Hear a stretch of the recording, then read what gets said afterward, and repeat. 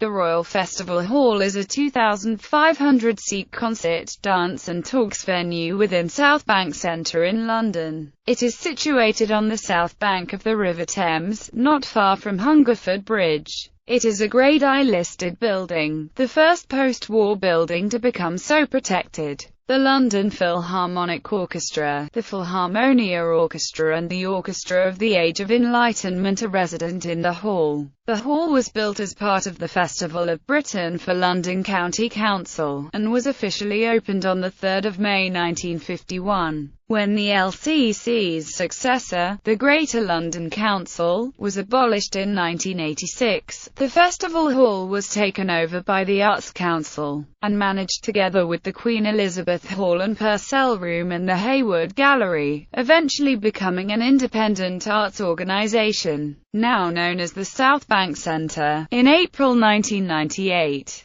The complex includes several reception rooms, bars and restaurants, and the Claw Ballroom, accommodating up to 440 for a seated dinner. A large head and shoulders bust of Nelson Mandela stands on the walkway between the hall and Hungerford Bridge approach viaduct. Originally made in glass fibre, it was repeatedly vandalised until recast in bronze. The complex's variety of open spaces and foyers are popular for social or work-related meetings, though there has been criticism that the areas attract some homeless people seeking daytime shelter, particularly in the colder months. The closest tube stations are Waterloo and, across the river via the Jubilee Bridges, Embankment and Charing Cross. The original building, the Festival Hall project, was led by London County Council's chief architect, Robert Matthew, who gathered around him a young team of talented designers including Leslie Martin, who was eventually to lead the project, with Edwin Williams and Peter Morrow, along with the furniture designer Robin Day and his wife, the textile designer Lucienne Day. The acoustical consultant was Hope Baginal, working with members of the Building Research Station, Henry Humphreys, Peter Parkin and William Allen. Martin was 39 at the time, and very taken with the Nordic activities of Alvar Aalto and Gunnar Asplund. The figure who really drove the project forward was Herbert Morrison, the Labour Party politician. He it was who had insisted that Matthew had Martin as his deputy architect, treating the Festival Hall as a special project. A 1948 sketch by Martin shows the design of the concert hall as the egg in a box, but the strength of the design was the arrangement of interior space. The central staircase has a ceremonial feel and moves elegantly through the different levels of light and air. They were concerned that whilst the scale of the project demanded a monumental building, it should not ape the triumphal classicism of many earlier public buildings. The wide-open foyers, with bars and restaurants, were intended to be meeting places for all. There were to be no separate bars for different classes of patron, because these public spaces were built around the auditorium. They also had the effect of insulating the hall from the noise of the adjacent railway bridge. To quote Leslie Martin, the suspended auditorium provides the building with its major attributes: the great sense of space that is opened out within the building,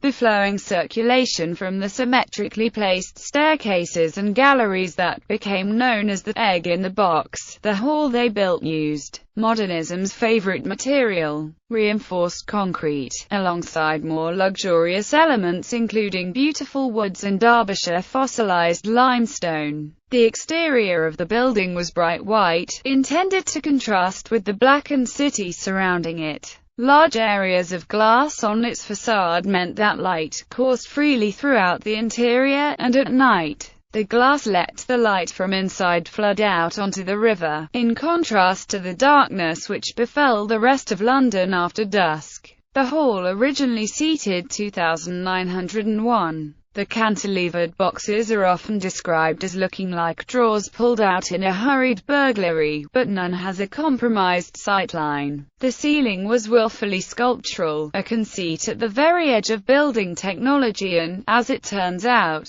way beyond the contemporary understanding of acoustics. Robin Day, who designed the furniture for the auditorium, used a clearly articulated structure in his designs of bent plywood and steel. The original building had lushly planted roof terraces. The level 2 foyer café had been able to spill out onto the terraces looking out on the river, and original entrances were positioned on the sides of the building, enabling visitors to arrive directly at the stairs leading to the auditorium. The foundation stone was laid in 1949 by Prime Minister Clement Attlee on the site of the former Lion Brewery, built in 1837. The building was constructed by Holland, Hannon and Cuberts at a cost of £2 million and officially opened on 3 May 1951 with a gala concert attended by King George VL and Queen Elizabeth, conducted by Sir Malcolm Sargent and Sir Adrian Boult. The first general manager was T.E. Bean, who had previously managed the Halle Orchestra. I was overwhelmed by a shock of breathless delight at the originality and beauty of the interior. It felt as if I had been instantly transported far into the future and that I was on another planet, said journalist Bernard Levin of his first impressions of the building. The organ, the 7,866 pipe organ, was built during 1950 to 1954 by Harrison and Harrison in Durham, to the specification of the London County Council's consultant, Ralph Downes, who also supervised the tonal finishing. It was designed as a well-balanced classical instrument embracing a number of rich and varied ensembles which alone or in combination could equal the dynamic scale of any orchestra or choral grouping. In addition to coping with the entire solo repertoire, the design principles enshrined in its construction gave rise to a whole new school of organ building, known as the English organ reform movement, influencing in the UK alone the cathedral organs of Coventry and Blackburn and the concert hall organs of the Fairfield Halls,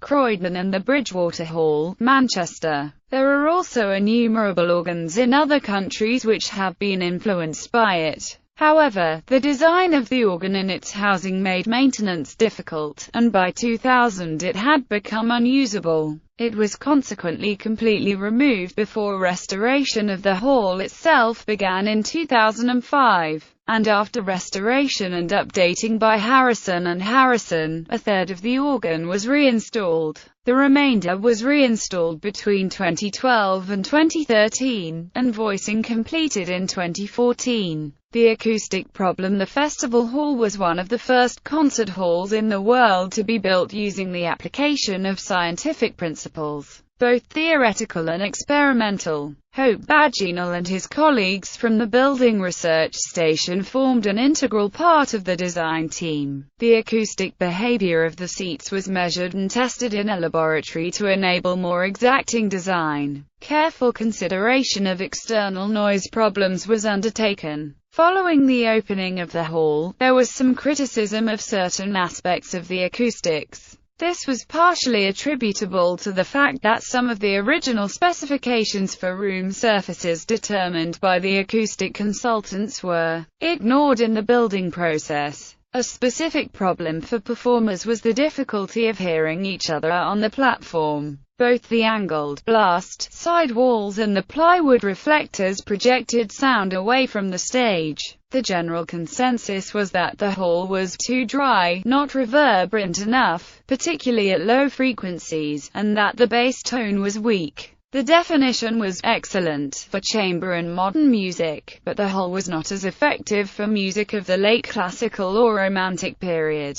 Sir John Barbirolli commented, "Everything is sharp and clear and there is no impact, no fullness on the climaxes." Innovative original heating systems. A ground source heat pump was used to heat the building in summer and cool the building in winter. Water was extracted from the Thames below Hungerford Bridge using a centrifugal pump. Heat was extracted from the river water using a heat pump. The compressors were driven by two Rolls-Royce Merlin engines, adapted to run on town gas. It was not successful due to overheating the building and other problems and was removed early on. The 1964 alterations As a structure, the new festival hall was technically stretched, and maintenance was soon required. The building was substantially altered in 1964 by adding the foyers and terraces to the riverside of the building, extending the footprint by 30 feet, and more dressing rooms to the rear. Alterations to the facades overlooking the river removed the poorly judged decorative tiles,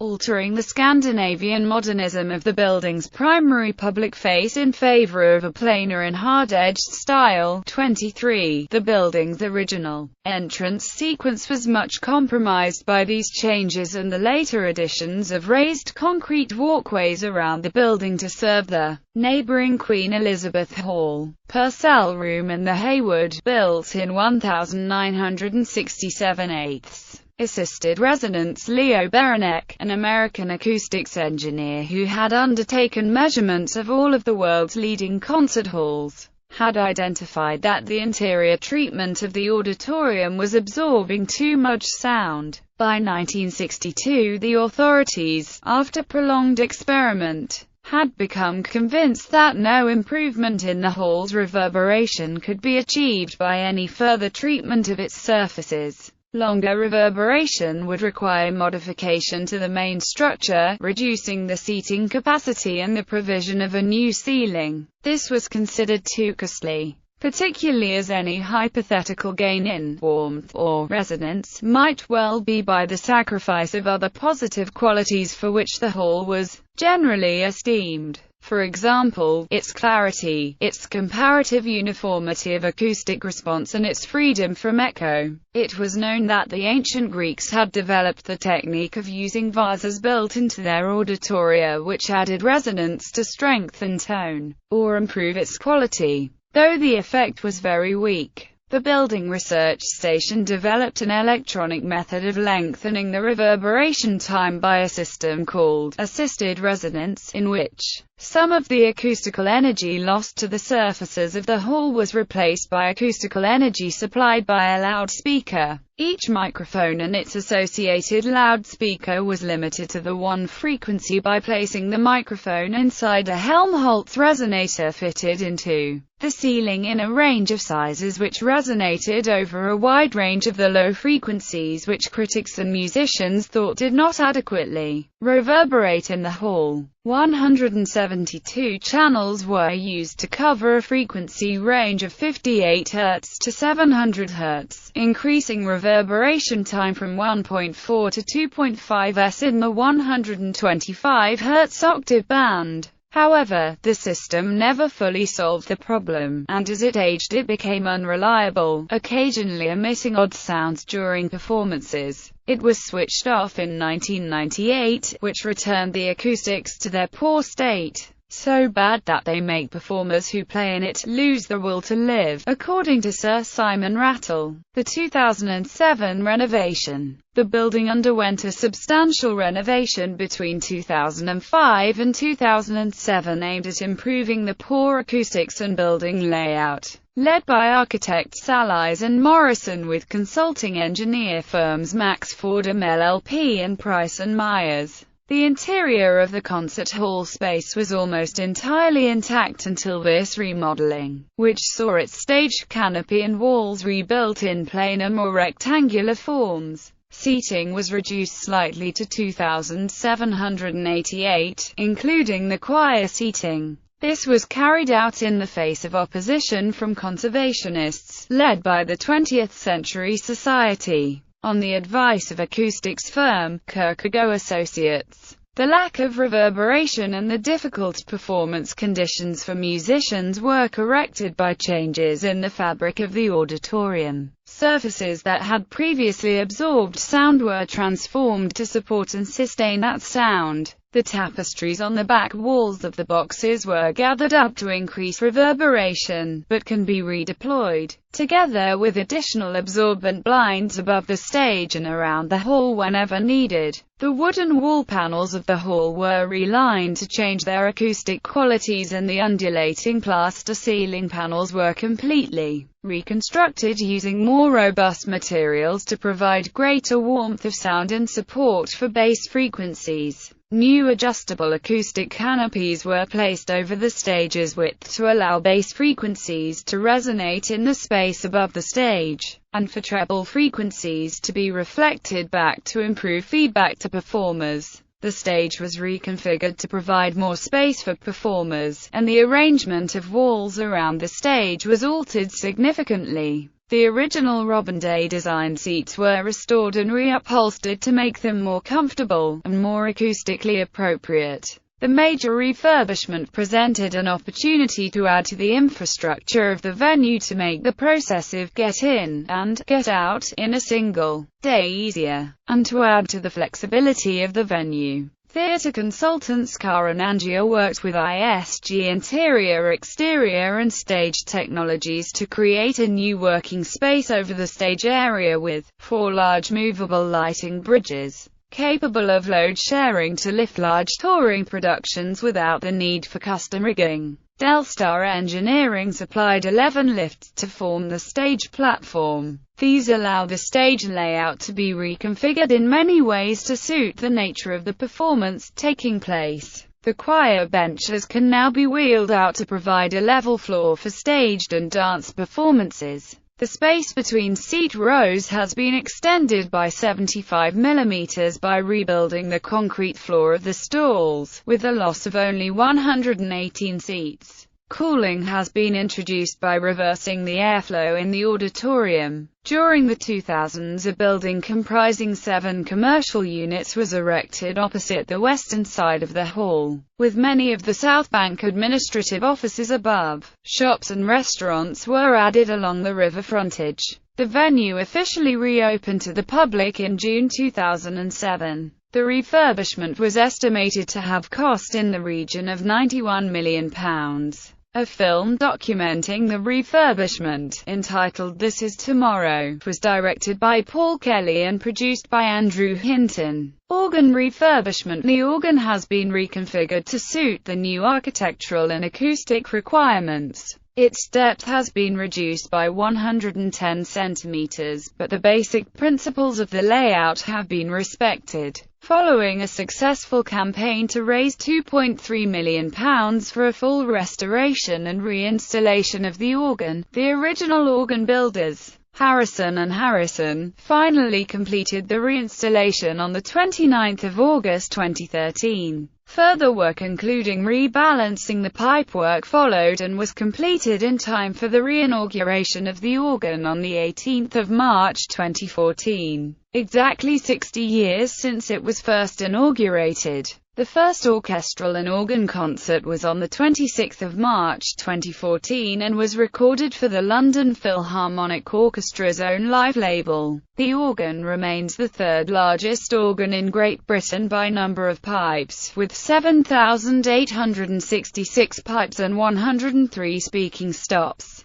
Gallery. The Royal Festival Hall undergoing restoration work, July 2005. Seen from the River Thames, October 2010. Seen from Victoria Embankment, June 2011. South Bank Centre aerial view, July 2007. Royal Festival Hall Terraces, February 2008. Westerly Corner showing Riverside facade, August 2008. Northwestern facade at night with the London Eye and Palace of Westminster upriver, November 2009. Northwestern facade at dusk with the London Eye and Palace of Westminster, October 2008. Rear facade at night seen from Concert Hall approach, March 2010. Rear facade from the Hayward Gallery during restoration, May 2007. Illuminations over Festival Terrace, January 2010. Illuminations over Festival Terrace, December 2010. Inside the Concert Hall, November 2009. Royal Festival Hall from the London Eye, July 2008.